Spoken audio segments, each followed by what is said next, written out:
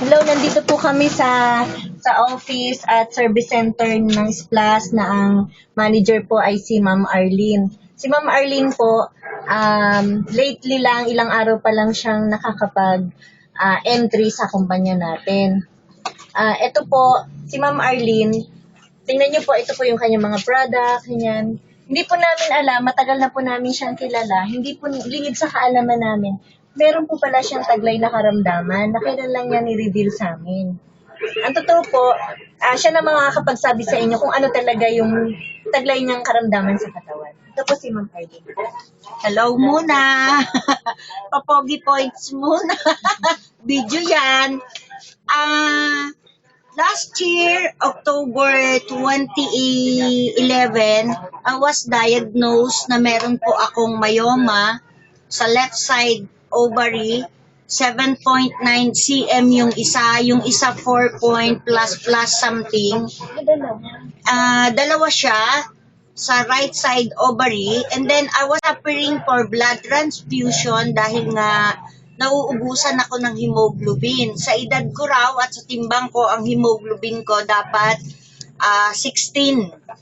Pero dahil dun sa myoma ko na nagiging poison dun sa pula kong dugo, bumaba ng 8.5 ang aking hemoglobin, nagkulaps ako, dinala ko sa Mendoza, 4 na bag ng blood cells, red blood cells, ang isinalin sa akin. Then, naging okay na naman ako.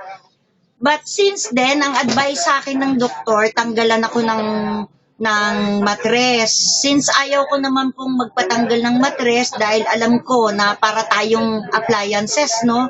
Pagka natanggalan tayo ng isang pyesa, medyo dispalinghado na ang buong katawan natin. I'm trying to research a lot of kind of herbal or food supplements until I found this one.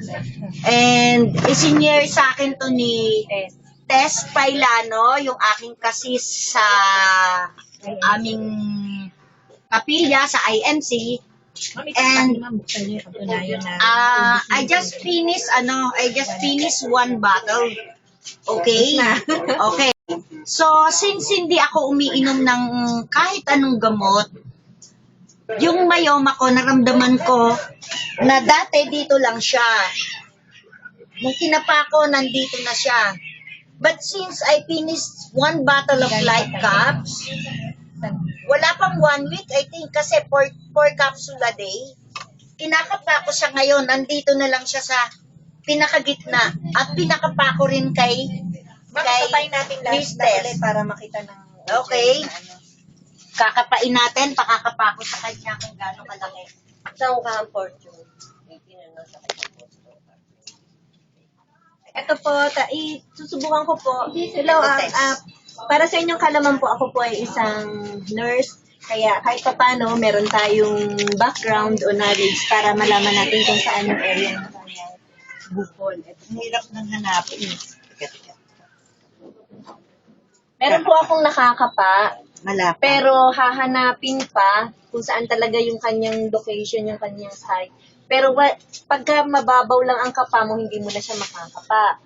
Kailangan Pero idiin mo siya, kailangan hanapin mo, idiin mo siya. Meron pa po siyang konting matigas, pero halos hindi na po lumampas dito sa sukat ng dalawa kong daliri. Pero flat na flat siya. Ito na po, maliit na lang ang nakakapa ko. Pero ayon sa kanya, buong puso niya po dati, bukol na. Bilog, na. nakabukol. Nakabukol dati yung aking myoma. Which is, sa ibabaw pa lang ng balat ng puson ko, masasalat mo na siya, hindi mo kailangang idiin. Ito lang po, halos ganito na lang yung bukol niya. Ganito na lang yung pinaka niya, lapad. Itong maliit na daliri ko na to. Ito na lang nakakapako. Pero, Dati mga yan eh. talagang kailangan idiin mo pa siya para Malalim na. Malalim na po siya. Hindi Ibig na siya sabihin, nakabukol sa yung dati ibabaw. niya pong nakakapa na hawak niya lang sa kamay niya, dama niya na yung umbok. Ngayon po hahanapin pa. Siya po mismo nakakaramdam kung ano yung... So everyday kasi talagang sumasampalataya ako dun sa light cup. So everyday, tinatry ko siyang kapain, tinitignan ko kung may reaction ba. And thanks God, nararamdaman ko, unang-una, lumakas ako, nawala yung pain sa balakang ko, Tapos, yun nga po, lumiliit yung myoma ko. Kaya So, ngayon, ma'am, gusto mong i-share sa iba yes, na may... gustong-gusto kong i-share na yung ating product ay hindi basta-basta product. Marami na akong nainom na mga herbal product, pero walang pagbabago. Lumalakas lang ako, pero yung bukol ko, walang reaction. So, sa light cups, naranasan ko po talaga. Kaya, I'm willing to continuously taking light cups para totally mawala yung bukol. Ilang truck na light cups mo order niyo ngayon, ma'am? Siguro isa na lang dahil isang light cup. Actually, dapat 3 bottle. Nakaubos na ako ng isa pa, plus pagka-try natin kung sa isang bottle mauubos pa ulit siya, mawawala na siya totally. Papacheck up kayo, ma'am. Magpapa-transvaginal ako. Papakita ko din sa inyo yung result ko last year, kung gaano kalaki yung aking myoma, which is meron akong ultrasounds, meron din akong doctor's records, kaya lang nasa bahay siya ngayon eh. Papakita ko yon, and then i-compare ko siya after 2 bottles or 3 bottles of light cups, magpapa-transvaginal ako uli, at para maipakita ko sa inyo Ma'am, na may result. Ma'am, tatanong lang namin kung request po ng ating presidente ng ating office na mag-share kayo ng naging experience yan. Okay lang, willing po ba? Yes, sure. Sure.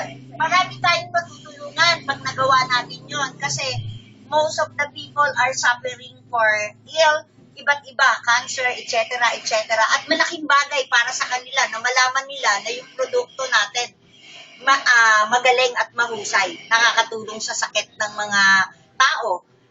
Ang mga tao kailangan kumayod ng kumayod para mabuhay. Hindi makakapaghanap buhay ang tao pag may sakit. Parang ako, nung nagkasakit ako, nag-stop ako sa Avon.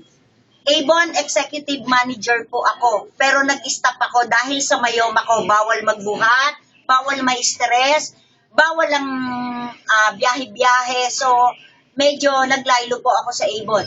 Ngayon, medyo lumalakas na naman ako nawala na yung mga sakit-sakit ng balakang Ma'am, ko. willing din po kayo maging ka-business partner ng GEMS kung sakasakali na totally na lumakas na kayo at damdaman namin lang sa kapital, wala kayong magiging problema. Pero willing kayo, ma'am, na i-push itong business na. Oo naman. Ma'am, thank Sure you very naman. much. Sure naman. Salamat. Hindi lang para kumita, kundi para makatulong dun sa mga taong maraming karamdaman. Napakarami. Not only me. Maraming tao ngayon ang may sakit dahil sa mga kinakain natin, dahil sa pollution. So, malaking bagay na makatulong ka sa kapwa mo nang dahil lang dito sa ating mga produkto sa GEMS Corporation Company. natin product, ma'am. Yes, kaya nga bumili ko lahat insect repellent. Gusto ko kasi ako mismo sa sarili ko ang maging testimony ng sarili nating produkto. Yay!